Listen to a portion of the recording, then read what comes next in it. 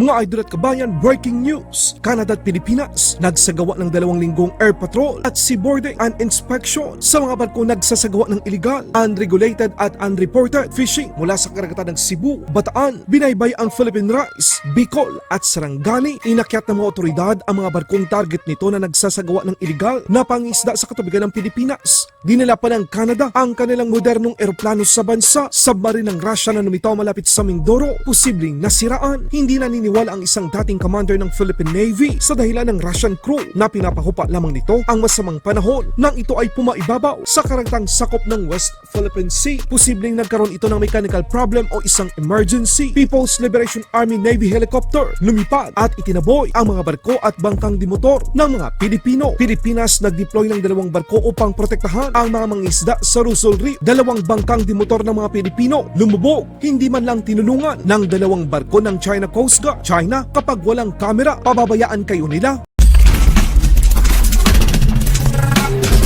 Pilipinas at Canada nagsanib puwersa upang magsagawa ng pagpapatrol sa karagatang nasasakupan ng Pilipinas mula Cebu patungong Bataan, Philippine Rice, Bicol hanggang Sarangani. Ang Bantay Lawud o Sea Guardian ay ang unang 2 linggong pinagsamang joint aerial at sea patrol ng Pilipinas at Canada upang masugpo ang illegal, unregulated at unreported fishing. Ito ay isang tulong ng Canada sa Pilipinas upang mapalakas nito ang mga kakayahan sa paghuli sa mga barkong pangisda na lumalabag sa fishing regulation ng bansa. Rin na inakyat ng mga tauhan ng BFAR ang ilang mga dayuhang barkong pangisda na kanilang namataang merong ginagawang illegal fishing sa katubigan ng Pilipinas. Ginamit ng Canada ang kanilang maritime patrol aircraft. Taglay ang mga makabagong kagamitan upang makita kahit ang mga barkong sadyang pinapatay nito ang kanilang automatic identification system o yung tinatawag ng mga barko bilang dark vessel. Sa kabuuan, nasa 88 potensyal na mga paglabag ang nakita ng pinagsamang operasyon ng Pilipinas at Canada. Kabilang na ang mga barkong ginagamit sa pangisda ay hindi rehistrado.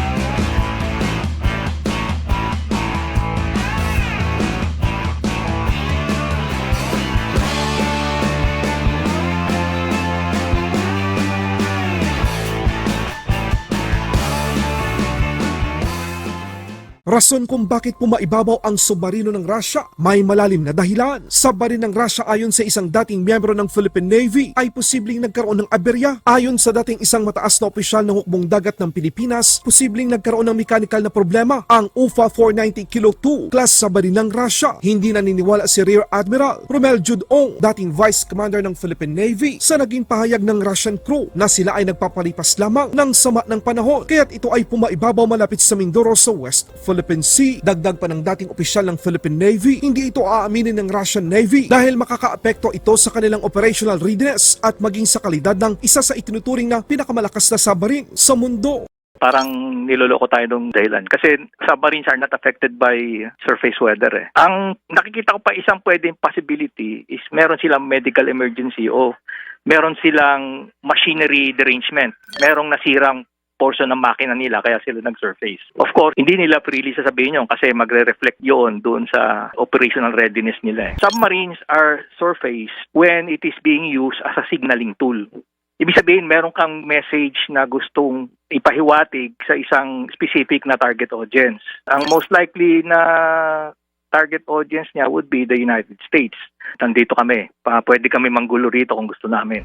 Ang paniniwalang ito ay sinuporta naman ng isang senador. Kalimitan nakalubog ang mga submarine kapag ito ay naglalayag sa karagatan. Pero kapag ito ay pumaibabaw na naglalakbay, posibleng ito ay merong emergency. Ito rin ang nangyari sa isang nuclear-powered submarine ng China na bigla na lang lumitaw sa Taiwan Strait noong Hunyo ng taong ito. Isa rin sa mga nakita ay ang pagkakaroon ng navigational problem o iba pang problema kaya't napilitan ang submarine ng China na pumaibabaw. Kung inyong maalala, taong 2019, nag-alok ang Russia ng isang soft loan para punduan ang Philippine Submarine Project. Sinabi ni dating Department of National Defense Secretary Lorenzana na handa ang Russia na magbenta ng kilo-class diesel-electric submarine sa Pilipinas. Malinaw na sinabi noon ni Secretary Lorenzana na kung walang perang Pilipinas, handa tayong pahiramin ng Russia. Pero mas nagkaroon ng interes ang Pilipinas sa panahon na iyon sa Scorpion-class submarine na ibinebenta ng France sa bansa. Balitang West Philippine Sea naman tayo mga kabayan. China gumamit ng militar upang harasin ang mga Pilipinong mangisda sa Rizal Reef noong ika-27 ng Nobyembre taong kasalukuyan. Hinaras ng helikopter ng People's Liberation Army Navy ang grupo ng mga Pilipino sa Rizal Reef sa West Philippine Sea. Ang video ang pinakabagong pangaras ng China sa mga Pilipino ay kanilang ipinabot sa Philippine Coast Guard nang bumalik sila sa kalupaan ng Quezon sa Palawan noong ika-28 ng Nobyembre taong kasalukuyan. Agad na nag-deploy ang Philippine Coast Guard ng dalawang barko, ang BRP Cape Inganyo at ang isa sa pinakamalaking barko ng Philippine Coast Guard, ang BRP Melchora Aquino MRRV 9702 upang masigurong ligtas ang nasa 20 mga bangkang dimotor ng mga Pilipino na naroroon pa sa lugar. Nang makarating mga barko ng Philippine Coast Guard sa lugar, tuwang-tuwa ang mga Pilipinong mangingisda pero naroroon pa rin ang banta ng China. Isang People's Liberation Army Navy warship ang nakita ng Philippine Coast Guard na naroroon na nagpapatrol na may bow number 626. Ipinapakita naman ng mga mangingisda ang kanilang maraming nahuling mga isda na tinatayang nasa 5,400 kilo. Patunay na ang karagatan ng West Philippine Sea ay likas na mayaman. Ayon sa China Foreign Ministry, tama lang daw ang kanilang ginawa. Dinedepensahan lang daw ng China ang kanilang mga teritoryo. Pero walang naniniwala sa China mga kabayan dahil noong ika-30 ng Nobyembre sa mismong lugar, 2 bangka ng mga Pilipino ang lumubog dahil sa masamang panahon. Wala ni isa sa mga barko ng China Coast Guard 5203 at China Coast Guard 5205 ang tumulong sa mga kababayan natin. Kaya't kapwa mangisdang Pilipino pa rin ang sumagip at tumulong sa kanila. Ang ipinapakita ng China na matulungin daw sila ay isang pagkukunwari lamang kung merong mga kamera. Kaya sa mga naniniwala na tutulungan tayo ng China, buksan nyo ang inyong mga mata.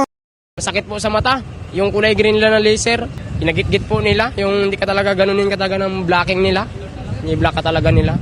Nag-hover siya ng mababang lipad lamang at 15 feet at ginagawa niya ito sa mga mangingisdang Pilipino. We're thinking that they're doing this as a form of harassment para itaboy ang ating mga mangingisdang Pilipino. Hindi sila nag-offer ng kahit na anumang assistance. They also think na ang presensya nila dito ay lehitimong maritime law enforcement. But in reality, alam naman natin, no? In the middle of the night, you're going to cut a particular vessel. No? This is very dangerous. Maaaring magdulot ito ng banggaan at maging resulta ng isang sakuna. No? But our Philippine Coast Guard commanding officers are always professional and very competent, no, in terms of seamanship skills. Kung kaya't we were able to prevent this kind of collision with the Chinese Coast Guard. Laban Pinas.